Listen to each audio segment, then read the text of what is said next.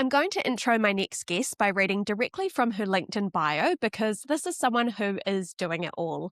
Today, I'm chatting with Sasha McLeod, founder/inventor of DoseBuddy, co-founder of Real Humans, partner at C Digital, while also juggling motherhood, business, and life. She says, I'm a passionate believer that women can do it all. Sasha, welcome to the Have It All podcast. I wanted to start by saying thank you so much for making the time for our conversation today amongst what I'm sure is a very busy schedule. No, of course, no problem. I always love having chats about business and mum life. So I was really stoked to be invited on. So thank you. Amazing. I'm super interested in your career timeline and, of course, want to make space to talk about DoseBuddy later on. But first, let's go back to your time in the UK. You spent 5 years living and working in London. How do you like to remember that time in your life? Oh, I remember my time in London so fondly. But it's not just because London was an amazing city, like granted it was, but it's also me looking back on sort of a nostalgic part of my life where I was child free and I was like traveling every time there was a long weekend and I had a lot of like, disposable income to play with. It was also the period where I got engaged and then got married. So it's definitely like I look back at that time, I think it was a really exciting, awesome time in my 20s. But I also know that, if I went back to London now, I wouldn't live the same experience of it. But I love London. I definitely advise like young people to go have a stint over there. It was so cool. It was awesome for my career. And I did end up having my first baby over there as well, which wasn't exactly how we planned it, but nevertheless, so big, busy time that 5 years. Totally. And so did you head over like a typical OE after you finished uni? Yeah. So my partner and I met at uni. So we sort of finished uni, saved up, and then pretty much like a year or so after finishing uni, headed over to London, and did a big stint of travel. I think we were traveling for about 3 months. Visited all of the amazing bucket list places that we wanted to go to before we settled down in London and started looking for work. Yeah, epic. And just reflecting on that time in terms of your career, you said it was like a really good stepping stone, I guess. What are the differences or what are kind of the cool things about having that short stint in London and then coming back to New Zealand? Like, what did that give you? I think it just gave me an understanding of like at a global scale. So I started my career over there in fashion. I started working at a fashion magazine called Stylist. And that was my sort of first foot in the door. I always thought I really wanted to work in fashion. So I got some incredible experiences while I was there. I attended a London Fashion Week and I met all sorts of cool celebrities, and I was like sitting front row at some really cool shows, and it was like really crazy stuff, and I just like had to pinch myself. Didn't like feel real for me, a little like still kid from New Zealand. But it sort of also taught me a lot about the fashion industry in general. I ended up moving to my following job at a handbag company, and worked for a few years there doing their social media. But yeah, those few years did teach me that the fashion industry will chew you up and spit you out. And I sort of quickly realized, okay, yes, there's some glamorous aspects to working in fashion, but I also realized because of the glamorous aspects, they can pay you a lot less because there's an expectation that you'll do it for the glamour and for the excitement of it. And they know that if you leave, there's going to be some really eager young woman who will take your place. So I quickly realized I wasn't going to make very good money working in fashion.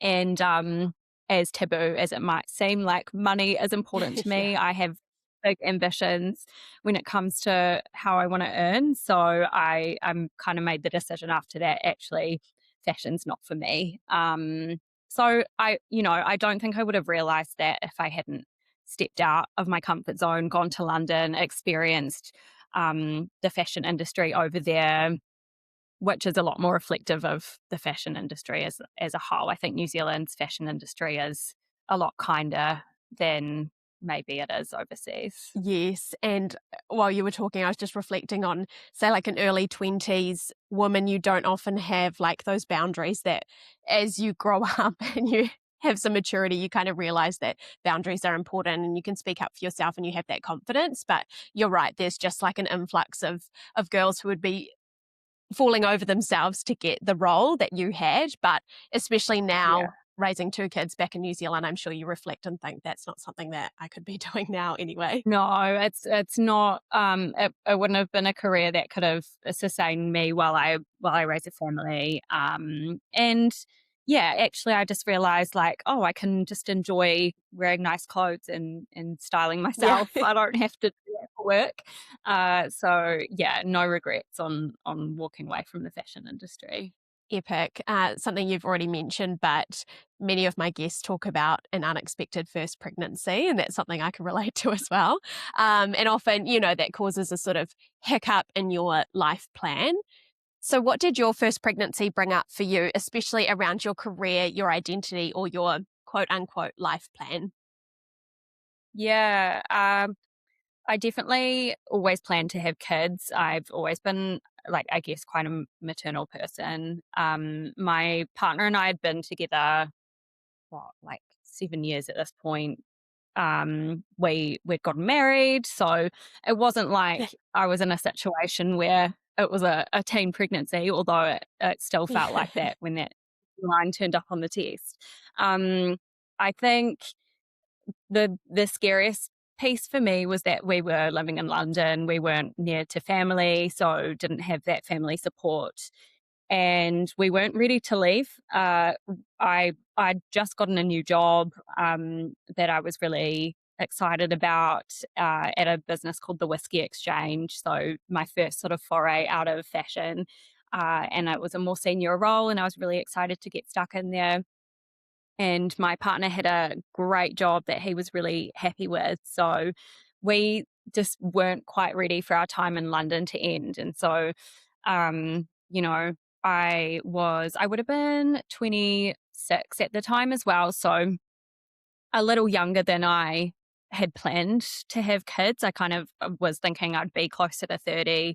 I would have settled back in New Zealand by then, but these things don't always work out as you plan.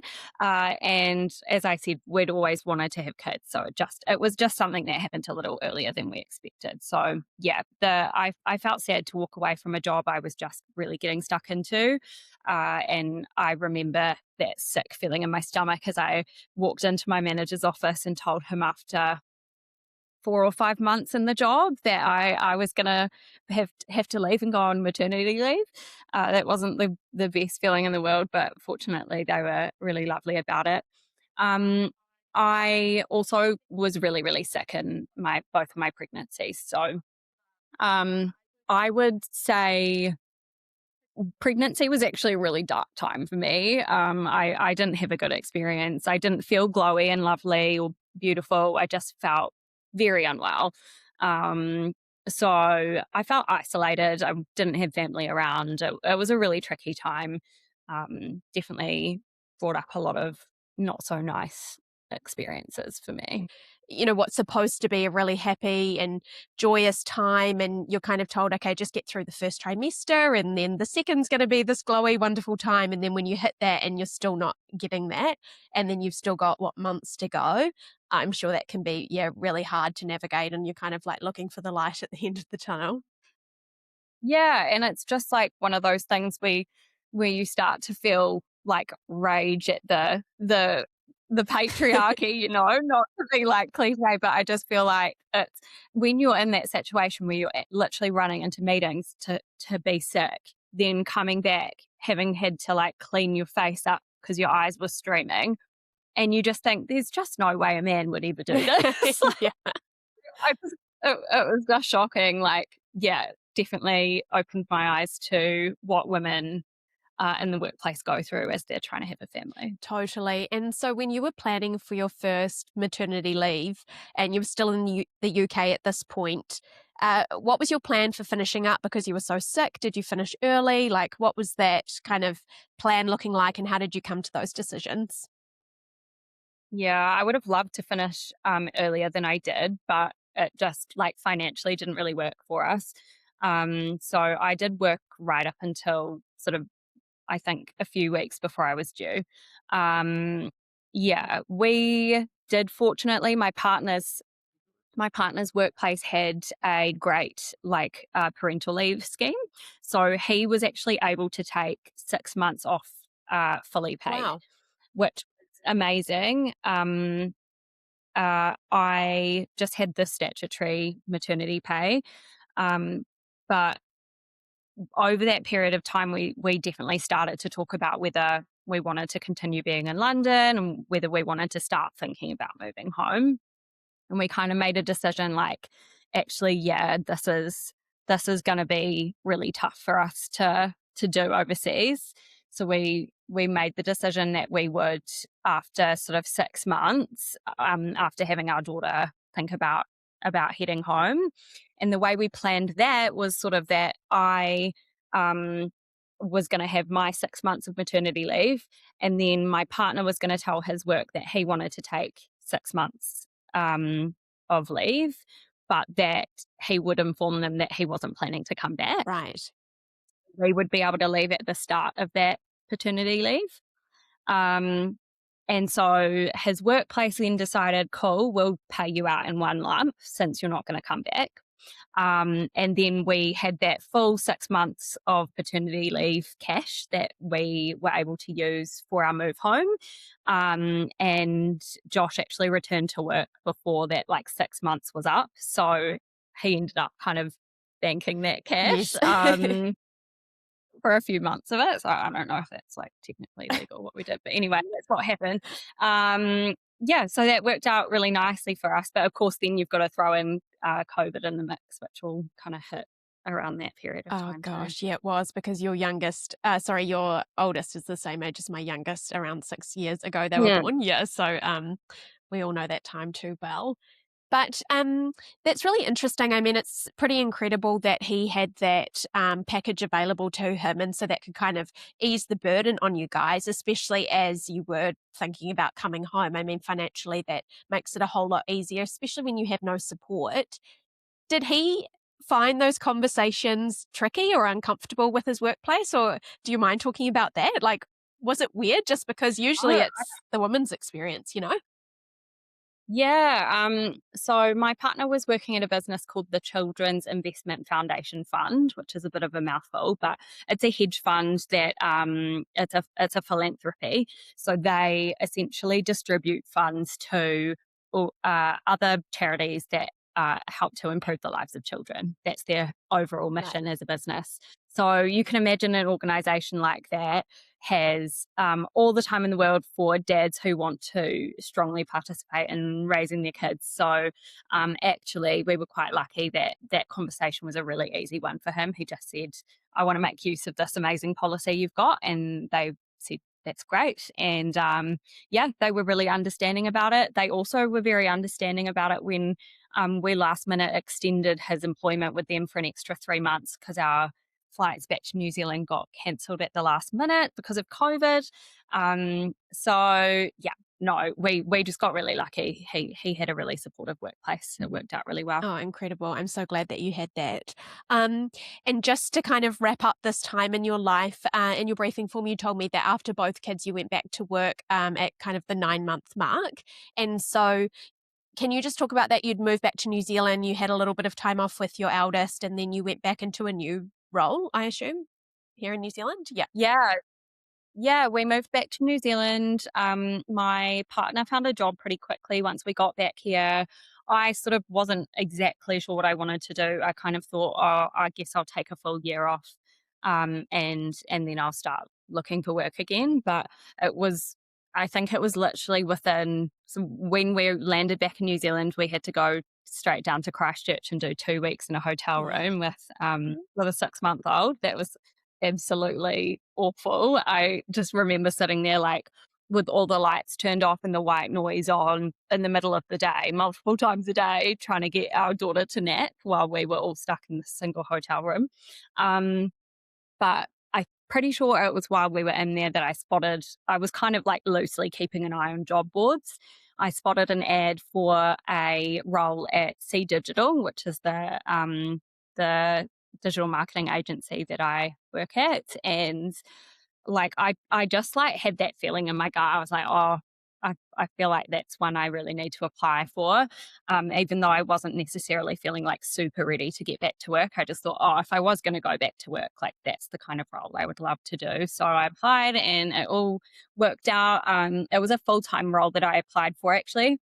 And I told them sort of after they'd shortlisted me that I actually couldn't work a full-time role yet because it would be my first foray back into work after having my daughter. And the owners here are parents of a similar age child. And they were like, that's awesome. We support that. Like, why don't you ease in over a few months? So that's what we did. Yeah. Isn't it great to be able to have those conversations? But I think for a lot of women, kind of generalizing here, but they don't really even know what to ask for or if they're allowed to go for roles that might be full-time if they can't actually make that work. And I think, I mean, through this podcast, I've had many conversations where like you just need to ask the question, you just need to go for it. And if the answer's no, well, then that role probably wasn't right for you anyway. And so, scrap that, but at least go for these things because some workplaces can be super flexible, or at least, like you said, have this lead in time where you can kind of get back into the workforce after taking time out. I can't remember exactly what the stat is, right? Where women Yeah. will only apply for a role if they sort of meet Yeah. 100% of the criteria of the job description, right? And that shouldn't be the case because that's not how a man would do it. So, yeah, I saw that role. It was full time. I didn't want a full time job, but I thought that business would be great for me and I would be great for them. So, yeah, I think just apply for roles, and if you're the right person and if it's the right business, they will cater to what you need at that stage.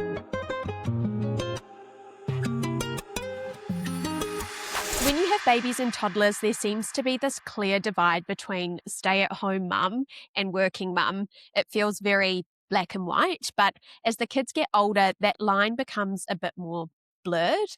And maybe it's because our identity is no longer so wrapped up in our kids. But what I've noticed is the conversation starts to shift from I'm not built to be a stay at home mum and I'm okay with that, to something a bit more complicated because now we're juggling school hours, extracurriculars, it's a whole new ball game. Have you noticed this shift at all? And are there times when you felt like things were a little imbalanced between career, motherhood, and self for you? Yeah. Yeah, I think when the kids were young and I was first getting back into work, felt quite desperate to get back to work. I felt like a piece of my identity was really missing while I was off work. I've always been really career driven. And I felt understimulated and I felt like I wasn't stimulating my daughter enough at that phase. And I started to just feel like, oh, I think me getting back to work would be actually better for both of us. And I was really comfortable with that decision. I know a lot of mums really struggle with guilt. And yeah, I felt a little guilt while my daughter was settling into daycare. But once we got in the swing of things, I was really comfortable. Like, yes, this is the right decision. I've done the right thing here. But as time's gone on, I now have two kids. They go to my daughter's at school now, and my son's at kindy. I now have a much more demanding role and multiple businesses. So it's really started like I'm not going to pretend I'm out of it. Like I'm very much in the phase right now where my career feels at odds with motherhood. It's really tough. Like I don't know if there's a solution. I don't know. Maybe listeners can tell me, but I think yeah, there is sort of there gets a phase in your career and your motherhood journey where the needs of both seem to increase at the same time. And there's school holidays and there's all these things that don't they're not compatible with working a full-time job. So yeah, I have noticed that shift for sure. Yes. And last year I spoke with someone, her kids were still little. She was kind of saying this was a strategy she wanted to use like when they got older and they were at school. But she'd read something where it was like at the start of the term or the start of the whatever, you look at what's coming up and then you decide, because I know I can't be at everything, I'm going to pick and choose what I can be available for, and actually talking to your kids when they're old enough about what that is, because you might think the teddy bear picnic in class is not really a big deal and actually the assembly is like a higher priority, but for your kids it might be something different. And so like, you can you don't have to be there for everything, and that's okay. And just choosing what you're comfortable with, what you can make work. And also once your kids are old enough, like get them involved in that decision making too. Yeah, absolutely. And I think for me, it's also been communicating with our like school and kindy community as well. So, you know, I I'm like most other parents have at least one or two emails a week, right? Sort of we're putting on this fundraising thing and there's a bake sale and oh, can you send your kid and dress up? Oh, could you please come and support us at XYZ event? And I know how important those things are, but I've absolutely had to get comfortable saying no. And I've just had some really frank, honest conversations with like the teachers as well, and just kind of said, "Hey, I'm running three businesses. I'm an extremely busy mum. I have a nanny who does the pickups 3 days a week." And I would love to do them more myself, but I just can't. It doesn't work. So when I receive those invitations and requests, like I need to warn you in advance that I am going to say no to most of them. But then, a couple of weeks back, our kindy asked if some parents could come and speak on camera to advocate for the kindy with the ECE law changes that are Hmm. happening, where they're sort of reducing the quality of early childhood education. And, something like that, as part of my job, speak on camera most days, and I'm really comfortable with it. And so I kind of thought, okay, look, I say no all the time. Yeah. Um, the few places where I feel like actually I am the right person to make a good difference here are the times I'll say yes. So it's just like I'll say yes when I really think it makes a big difference. But most of the time it's a no. Yeah. Fair enough. And I mean, cool that you can have those conversations with the teachers as well, right? You're not just some random parent who never shows up. They actually know that, yeah, you've got a lot going on. And I mean, I don't say this in any way, but because I've got a friend in particular who I'm thinking of, but for some people, being available for the school and the community events and being there for the school fiesta and baking a cake for this and sitting on the PTA and all of that kind of thing does truly bring them joy. And so we're all different and all our situations are unique. And so, yeah, there's space for all of us, I guess. Yeah, no, I totally agree. There's people who've built their whole life structure around being able to be available for those things. And I won't pretend I'm not a little bit jealous sometimes, but equally I've got my own sort of things that I'm striving toward, and I have to try and have tunnel vision and focus on those.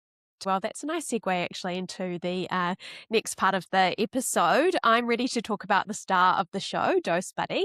And Sasha, I thought I might just give you the floor actually, if you could just tell me and our audience everything about DoseBuddy, what it is, where did the idea come from, where did you get the motivation to start a business alongside everything else that you're doing?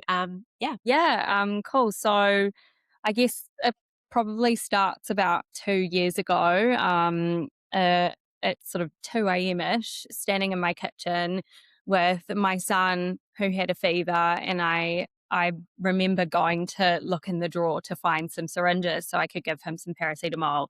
And I just discovered this drawer, which is probably very familiar to most parents, full of these like crappy old syringes with all the numbers worn off. And I was like scrabbling through this drawer looking for a syringe and I couldn't find one. And I was like, what the hell is going on here? Like this cannot be the best tool available. So, we sorted it out that night. It was fine. But the next day I went looking for a reusable syringe that had numbers that wasn't going to wear off. I thought, okay, this is quite wasteful as well. I'd like to have something that's going to last a bit longer.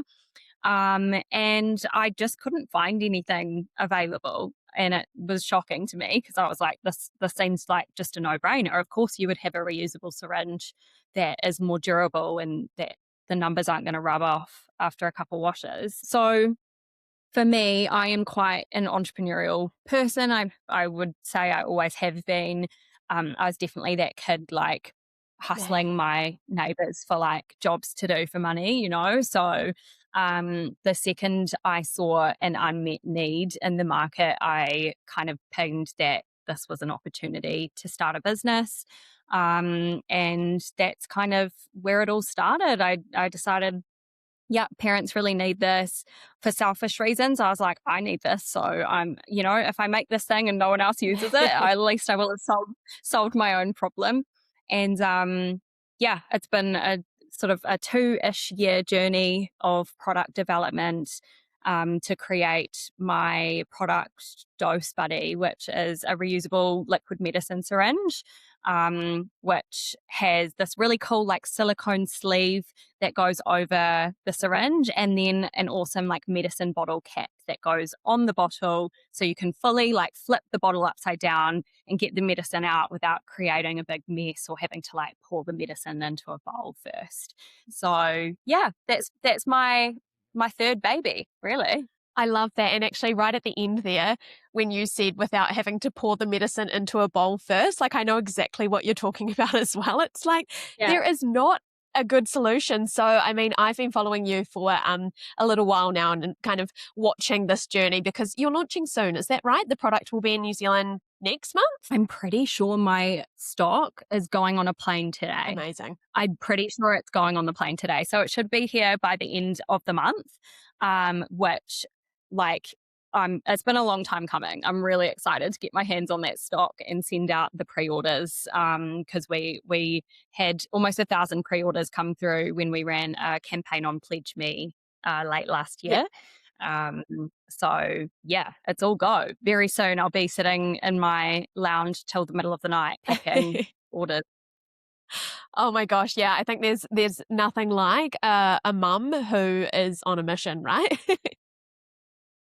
100%. Yeah. No, I think I've seen so many cool like female and mum entrepreneurs coming out of the woodwork lately. And it's just so great to see because I think like, yeah, we've been going through motherhood and feeling these frustrations and kind of just like sadly accepting that there's something we have to put up with.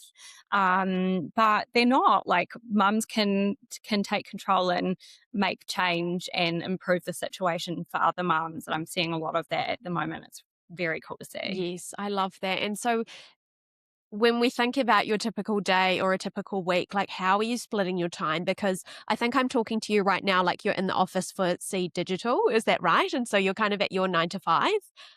Where does DoseBuddy come into that? Yeah.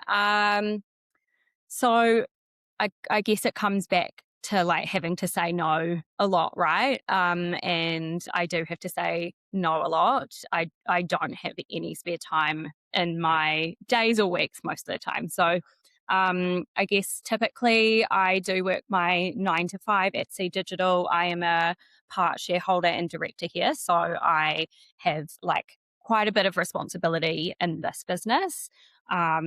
So I work my 9 to 5. I'm often squeezing a tiny bit of DoseBuddy stuff into my lunch break, which is what I'm doing today. Just sitting in the meeting room at work and having a chat with you. Once I finish work around, I'm going to say 4:30. Most days I do one pickup per week. So I'd be leaving at 2 o'clock to pick my son up from kindy and then my daughter from school. But on the average day, I finish work around 4:30. I head home to meet our nanny and take over from the kids and get dinner all sorted out. Um, Once the kids go down in the evening around 7, I'm logging straight back on to work. And that's usually on DoseBuddy, but sometimes a little bit on my C stuff as well, just depending how things are going and what my workload's like. I'm not someone who goes out and sees my friends like during the week at all. I'm very much like clocked into my work from Monday to Friday. And so it's kind of, I am typically that friend who doesn't respond in the group chat.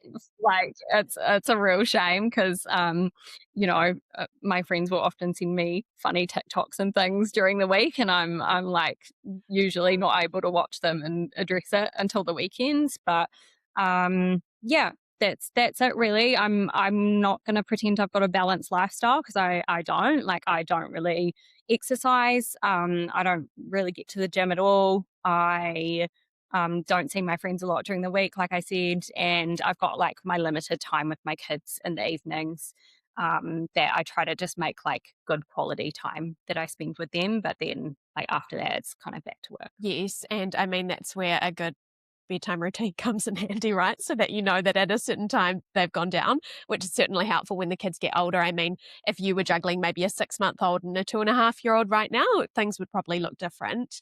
Um, but Yeah. over the last 2 years, have there been times where you felt like things were kind of slowed down or impacted by your ability to give like enough of yourself to DoseBuddy? Or is this 2-year journey just kind of like the typical timeline? I think a lot of it has been the typical timeline. It's the sort of product development phase can be quite slow, and my manufacturer is in China, so we're back and forth with them getting samples and like working on the development process. So I would say I haven't been too delayed by how much time I've been able to give so far, but that's definitely about to change. I'm already feeling it change. As soon as we launch on our own website, really, I will get back what I'm able to give this business. I my whole job is social media, like for clients at C Digital. So I'm a big believer in the power of social media to grow a business. But I only have really limited time to create content and post and make all of those things happen for DoseBuddy. So I'm definitely left often with a feeling of inadequacy and like I'm not doing enough. I often feel like I'm spread so thin that I'm doing a lot of things and none of them very well. But I also know that my own inner voice is pretty harsh, and I'm quite hard on myself. And I know in reality I'm achieving a lot and need to cut myself some slack. So it's a constant internal battle for me.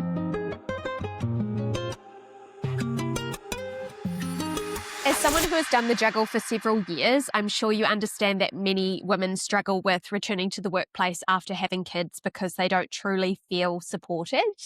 Can you share some of the conversations you've had with women about exactly this?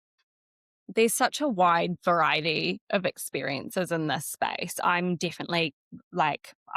very privileged with the experience that I've had working for a business with my business partner at sea as a mum.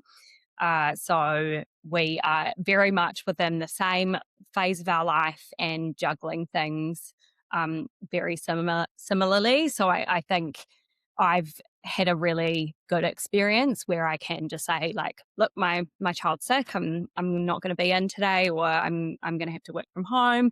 But I know a lot of people don't have that experience.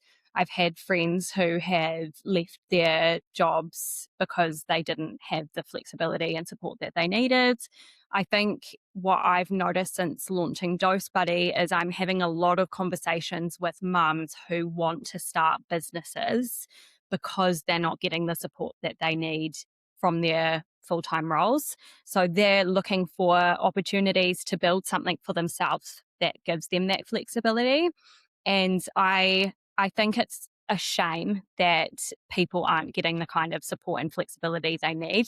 And it's no surprise really that birth rates are declining.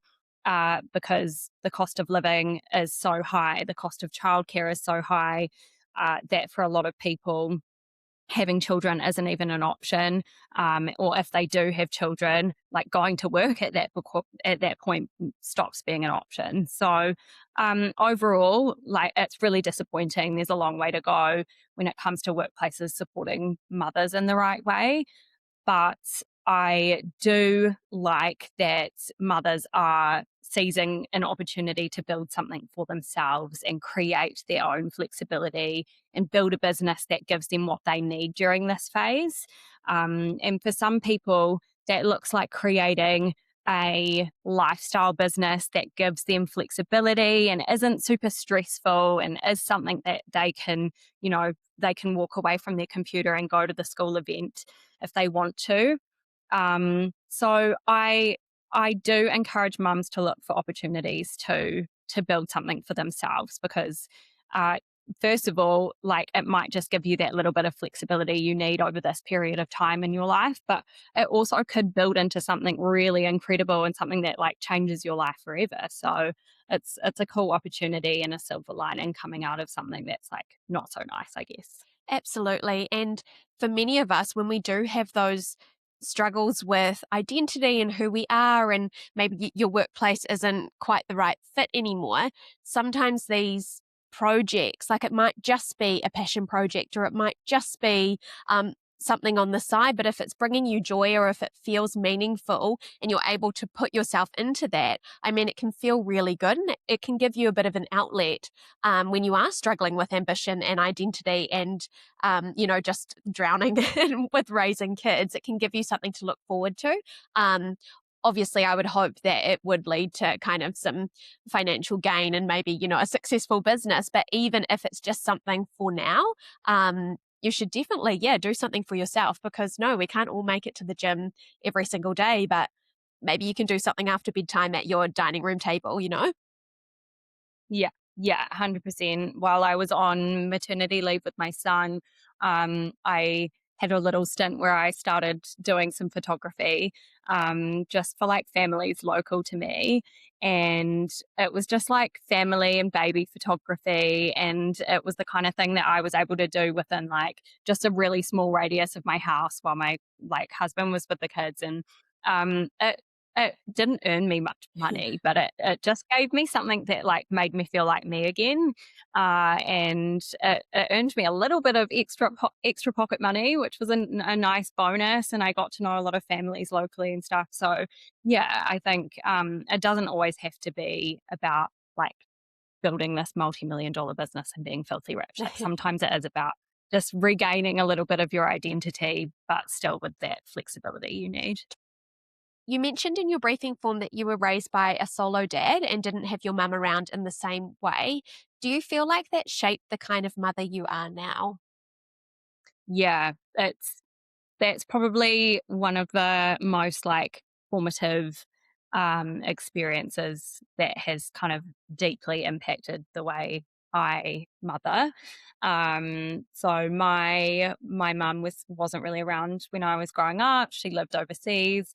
My parents separated when I was 5, and I was born in Hong Kong. So we moved back to New Zealand with my dad, and he pretty much raised us solo, my brother and I. Yeah, that sort of shaped who I am in a lot of ways. My brother, who's a little younger than me, I feel like we're very, very close because I probably slightly became mum in our house. I think we really stuck together, and I looked after my brother, and I always had those really strong maternal instincts. So that came quite naturally to me. But being a girl raised by a solo dad is a really tricky experience. And I always was quite, like, a girly girl, like, I loved wearing pretty clothes, and I wanted to wear nice makeup, and I wanted to do my hair, and I loved all that stuff. So not having my mum around was really tough. And I feel like I missed out on a lot of those, like, just, like, girly experiences, growing up.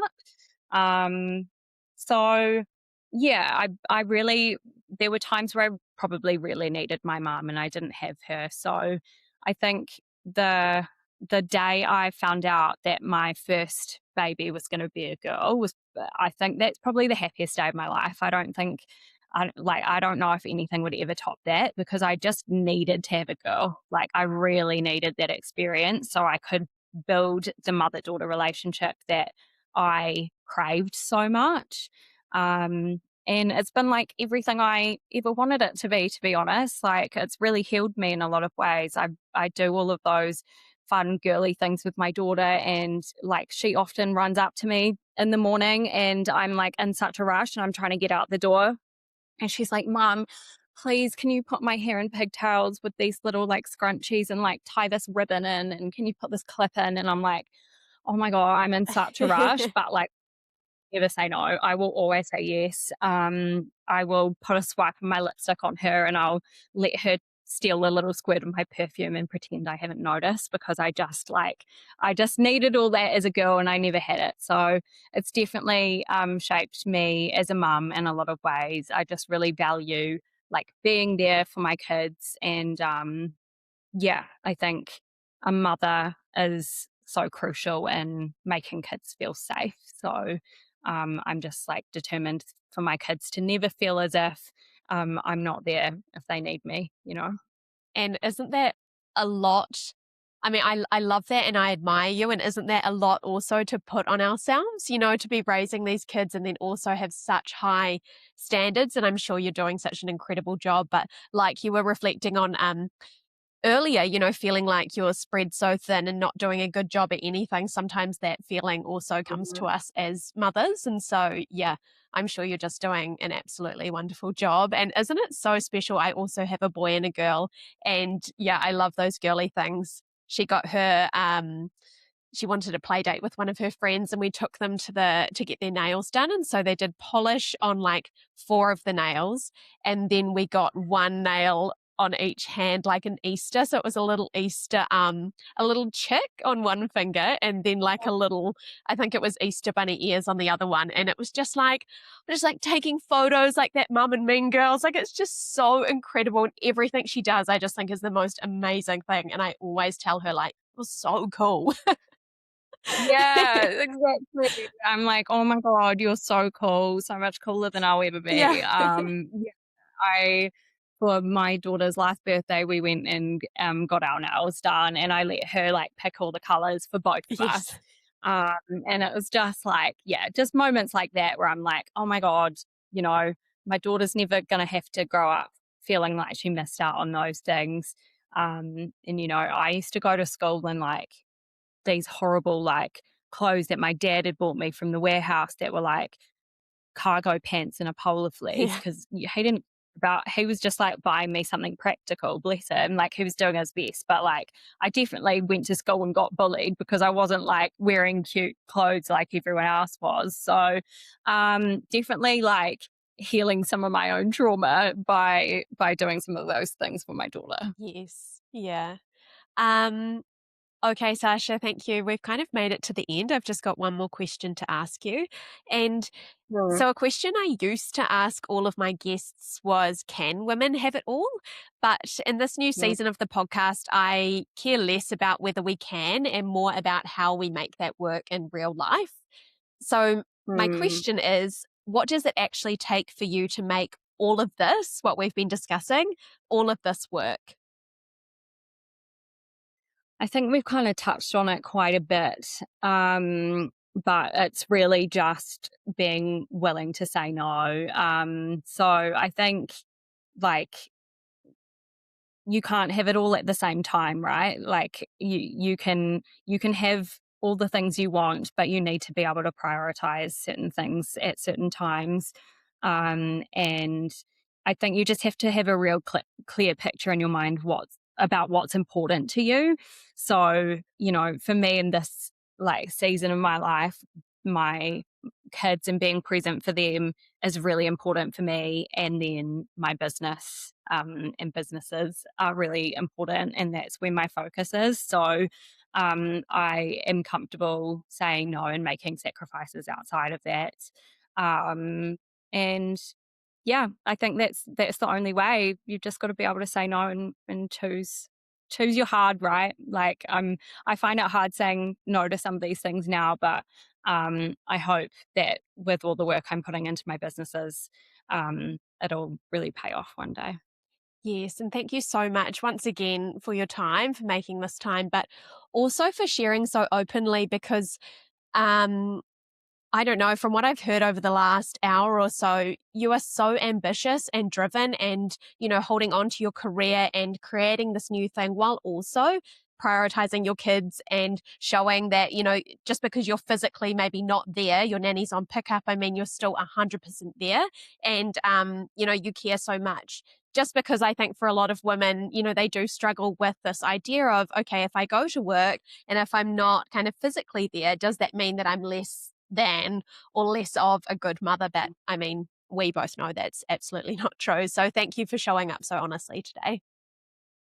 Oh, no problem. Yeah, can I can understand why mums would feel that way. And, you do look at the stay-at-home mums who are like on pickup every day and who turn up to every one of those school events, and you do think like, oh wow, my child's not having that experience of that type of mum. But I know that the way I turn up for my kids is like something I can feel really proud of. I tell them every day that I love them. I read them books.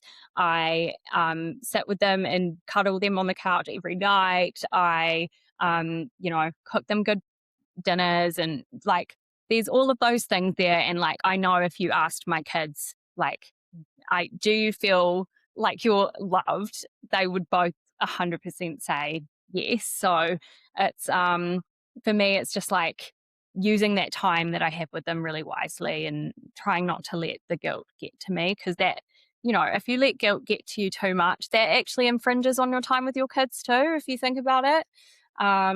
So yeah, no, I'm hopefully I can leave people feeling like they don't need to feel guilty about being ambitious about their careers and being mums at the same time. Thank you for watching. It genuinely means so much to me that you've listened to this episode.